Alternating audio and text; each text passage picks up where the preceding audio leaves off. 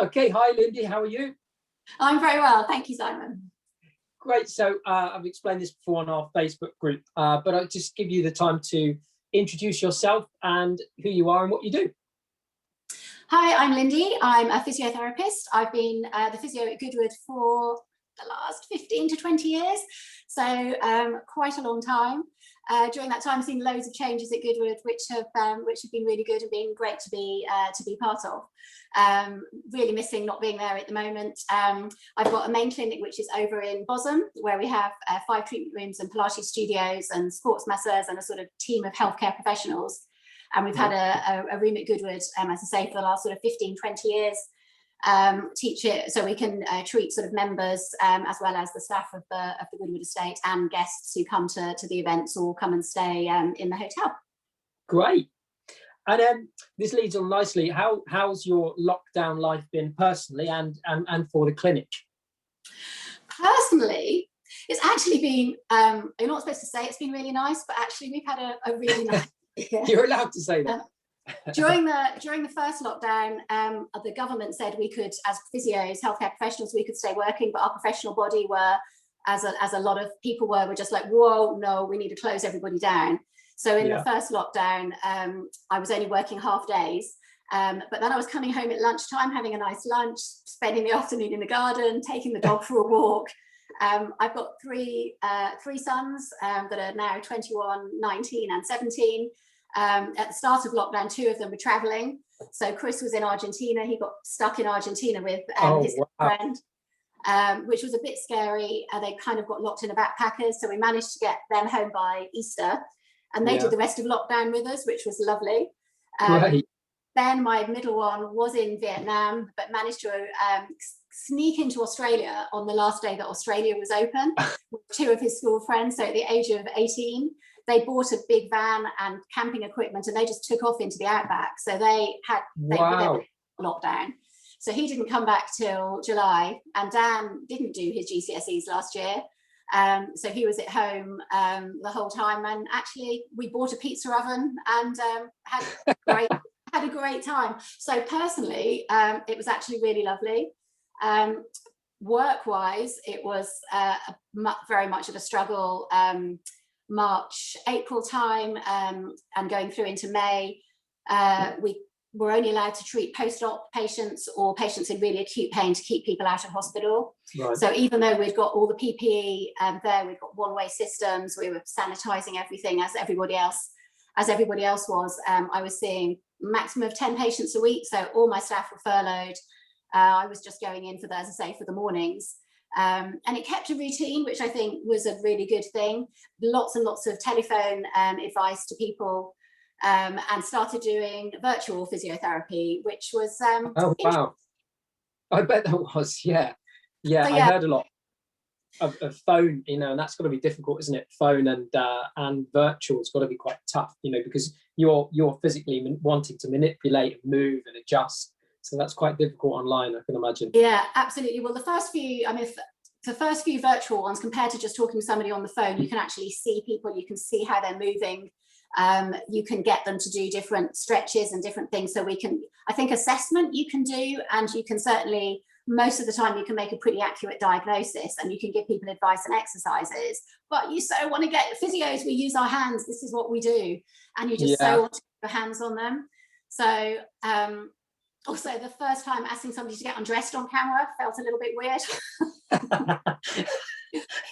but it's obviously you have to be able to see the part that you're treating. The other thing which was very funny with we all have become better at technology this year, but at the start you were sort of asking somebody to show you, say they've got an elbow problem, show you their elbow, and they were like miles away from the camera. It's like, no, the camera's the little bit. So that was definitely challenging. I can't say I enjoyed it, but it did a service. We did also at that stage, 2 of my physios who were furloughed, who are Pilates instructors, did lots and lots of online Pilates classes, which were free to anybody to access, and are still on our Facebook page at the moment. So we've got, I don't know, 70, 80 Pilates classes, starting from beginners and going all the way through to quite difficult. We're having like 700-800 people doing the live classes, which was fantastic. We then when the government eased lockdown and our professional body kind of less stressy about it, they were like, okay, you've all got stuff arranged. So you've got the screens, you've got the PPE. So yes, you can start treating people so long as you offer virtual first, or talk to somebody first, so that you know, that you do your COVID risk assessment, but make sure that people do your rules when they come in. And we suddenly got really, really, really busy. So people that have been putting up with issues for the last sort of 2 or 3 months suddenly needed physio and wanted to come in. But all my physios were furloughed. 2 had actually left, one gone back to America and one gone to work over in Sussex, county cricket. So I was left with just me. My other physios all had young children and they were all doing homeschooling. So I was like, can you come back to work? And they were like, no, we can't. So June, I actually had the busiest month I have ever had. I was sort of working 12-hour days, 5.5 days a week. I was like, what has happened? Everybody else is at home having a nice time and I'm now, I've lost my afternoons off. So July, everybody came back from furlough, and we kind of hit the ground running. And we now have taken 2 more physios. Warren and Tollis have joined the team. And we're back to normal, being very full, and still with all the PPE and all the things that we have to do. But yeah, we're busy. Oh, good. I'm really glad. That's really good for you as well. It's brilliant. Touching on that, what types of clients are you starting to see? I appreciate that since this pandemic, are you starting to see different types of people coming in with different injuries, and what's the type of clients you're getting at the moment? Well, in the first lockdown, when everything was really new for everybody, we definitely got a lot of different types of clients. We were getting people doing random exercise classes online that they hadn't done, with coming in with very, very strange injuries. People doing, I don't know, high kicks and falling over. We seem to get a lot of injuries from doing exercise classes at home. We had people buying electric bikes. They suddenly became very popular. So we had a few injuries of people falling off electric bikes because they hadn't quite got into cycling, let alone the electric bikes, and how different it is that you have to be on them. So we had quite a few, quite nasty actually, electric bike injuries. Wow.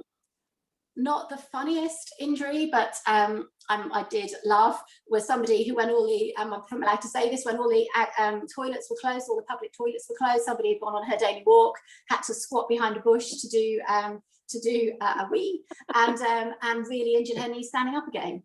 So 3 appointments before she actually told me how this injury had happened. So those were all quite interesting in the first, but that's happening kind of less so now. But then we started to get the people who were working from home, particularly when the children were using the table for doing their schooling. So parents often were on the side of the bed, in the sitting room, just in really bad positions. And then we started to get all the postural problems coming through from that, and that we're still getting now. Stress, posture, just not being set up correctly as they would have been. And I think where people in the first lockdown started to exercise and really become healthy, I think the longer it's gone on, a lot of people actually have sort of stopped doing that and are becoming more sedentary.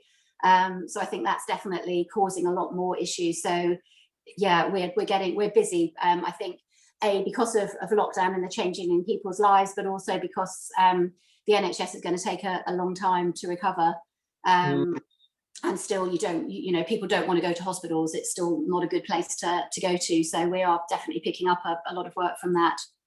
And it's interesting you talk about home exercise, because the fitness industry awarding body have now tried to really reach out to try and put guidance in for personal trainers and class instructors, because everyone jumped on it. And it's a bit like, I'm currently doing some stuff for the Observer, and I've always talked about as a personal trainer that the worst thing you can sometimes do, which is we want to exercise, but sometimes we're exercising badly because our form is particularly bad. So for example, like a squat, the mechanics aren't there in place to do the squat in the first place. And then we're on an exercise class where we need to do hundreds of squats and burpees. And then that's when, injury occurs, because mechanically they aren't sound. Yeah, absolutely. Absolutely. So, and I do think the classes have got a lot better, as you say. I hadn't realised it was being regulated, but that is a really good thing. And I think we've certainly with our Pilates classes, we went to doing some face-to-face when we were allowed to before Christmas, but now we've gone back to closed and small group Pilates, so that we can see, the instructors can see what everybody's doing, and obviously that's the sort of the safest way to do it. Yeah.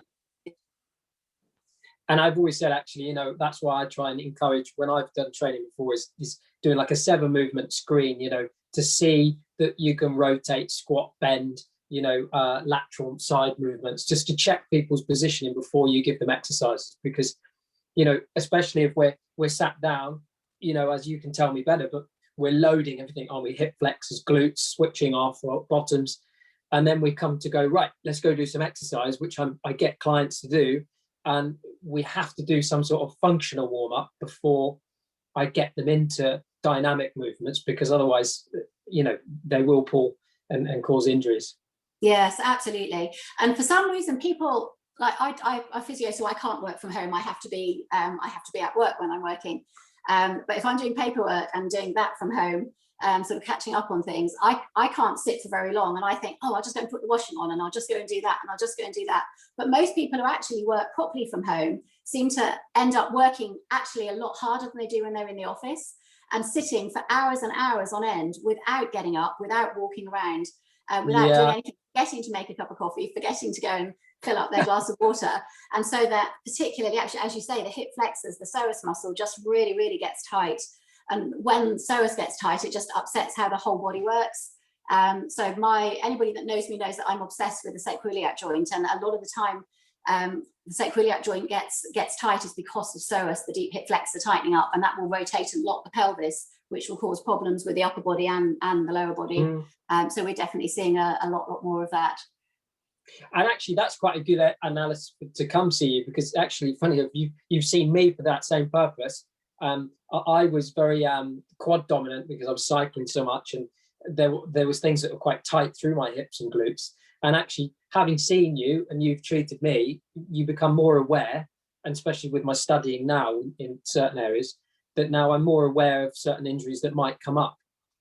So actually, that's for me is really important to, if something is causing you discomfort, that's where you guys step in. You can do an assessment. Absolutely. And it's not some people think it's a case of just working through the pain, which your pain is just there to tell you that something's wrong, that whether it's something mechanically wrong or something damaged or something inflamed. And if it's something mechanically wrong, it's often something that can really easily be sorted out. It doesn't need to have a really long course of treatment. Once we find what's going on and give you the right exercises to do, often 1 or 2 sessions, and you're good to go.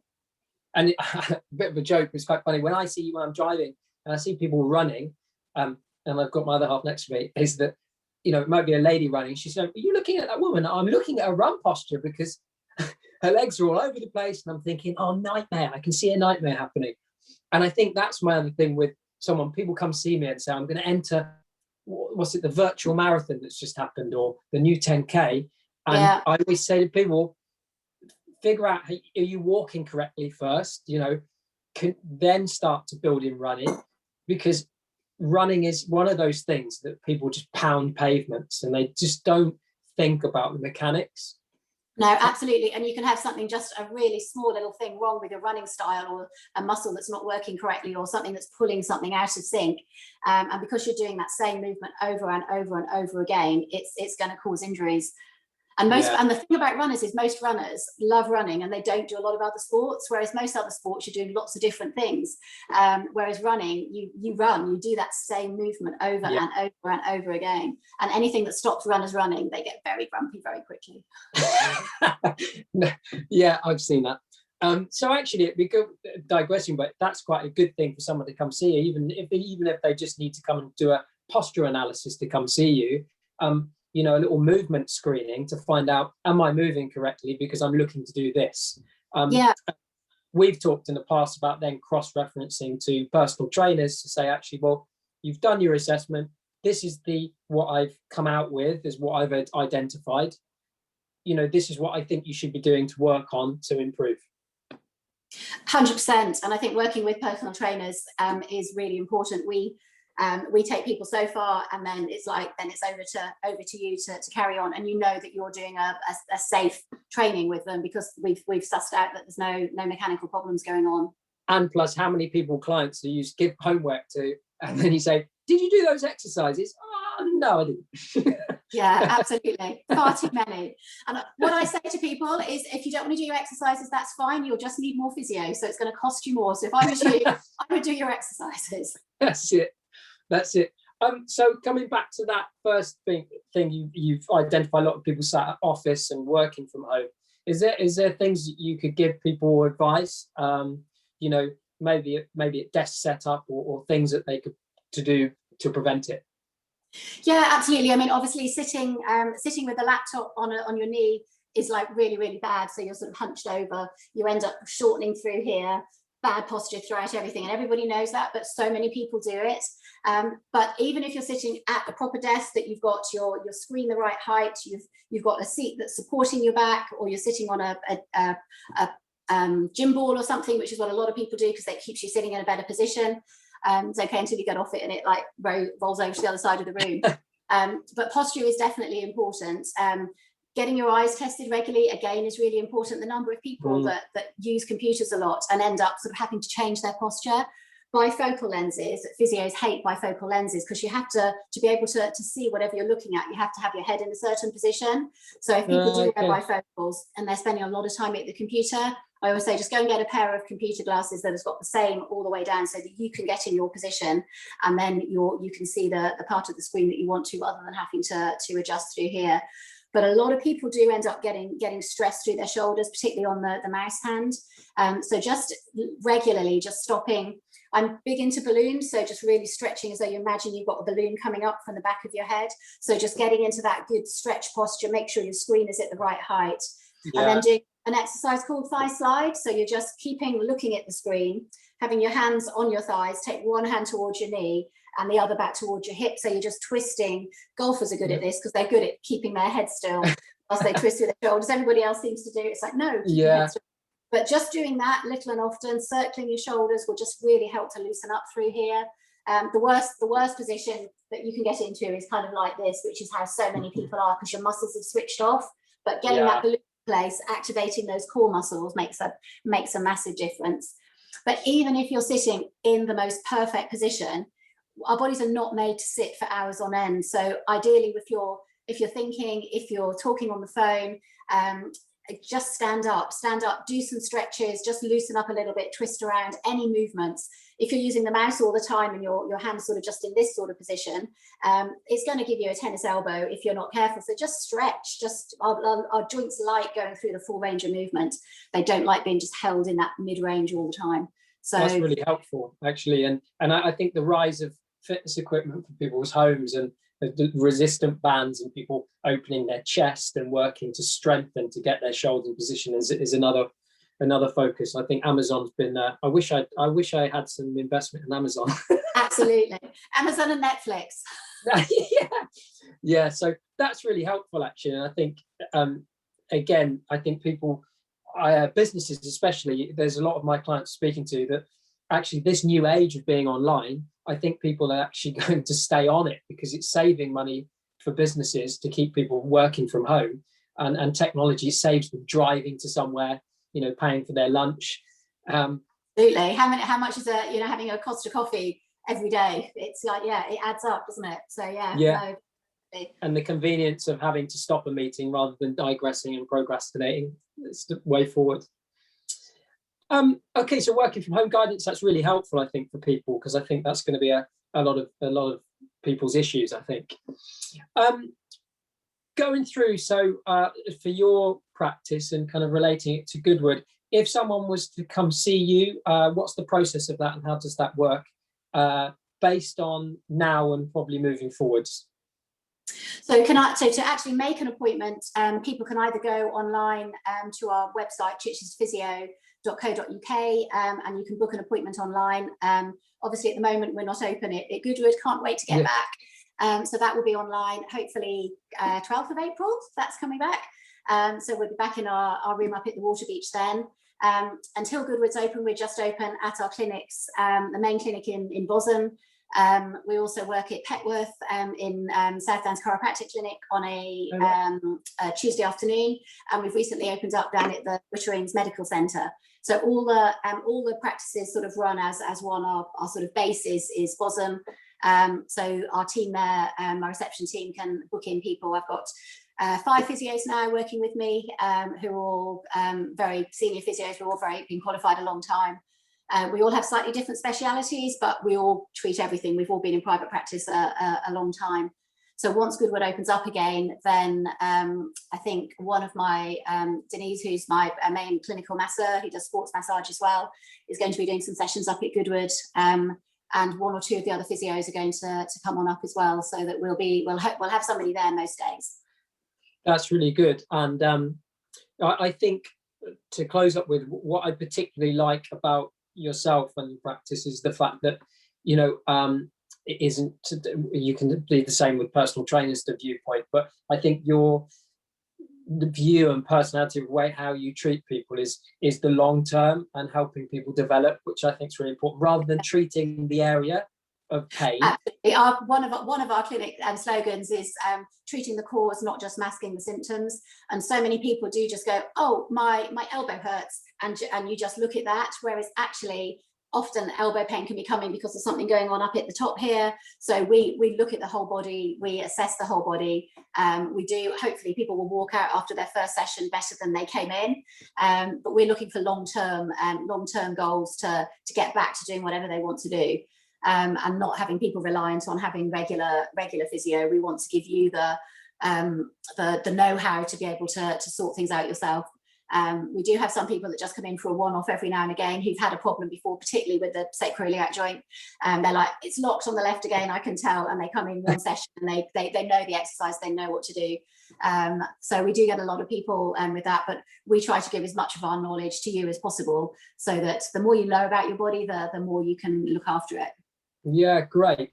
And I think to close up with, what I'll probably do with this is just add some, you know, useful links, and I'll probably record another little video of people working at desks, you know, what the areas they can work on, just to give them a kind of loosen up, especially. Yeah. If you go back to my Facebook page, Chichester Physio Limited Facebook page. Yeah. I can't remember now, it could have been April, May or June, but there's a video that I did there on ergonomics at work, and I'm sitting, the picture of it is me sitting at a desk, and then I talk through going into a lot more detail of than I have just. Great. So if you could do a link to that would be great. That really helps me, because I can saves my time, and you're the expert, so I can just share it. Fantastic. Yeah. Great. So this bit's not being recorded, is it? I mean, it is, but not being shown. Yeah. So I got asked by I don't know if I said this before to you, but I got asked by somebody.